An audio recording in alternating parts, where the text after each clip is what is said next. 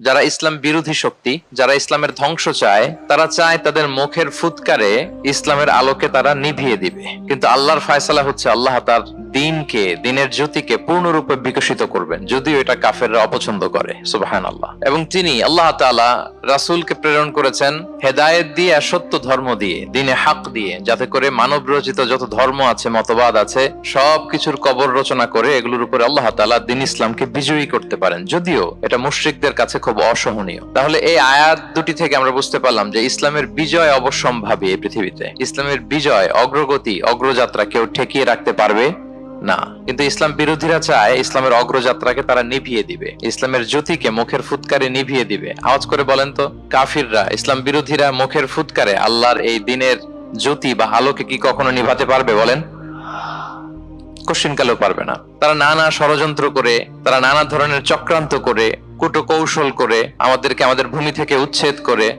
আমাদের ভূখণ্ডে বোমা নিক্ষেপ করে, নানা ধরনের ষড়যন্ত্রের ছক এঁকে আমাদের নওজওয়ানদেরকে শহীদ করে, গ্লোবাল সমুদ ফ্লোটিলার মতো নৌবহরকে আটকে দিয়ে ওরা ভাবে যে ওরা ইসলামের বিজয়কে ঠেকায় ফেলবে। আসলে কি পারবে? না। আল্লাহ বলেন, আমি ইসলামের জ্যোতিকে পূর্ণরূপে বিকশিত করবো। আল্লাহু আকবার। এটাকে কেউ ঠেকাতে পারবে না। তাহলে ইসলামের বিজয় অবশ্যম্ভাবী।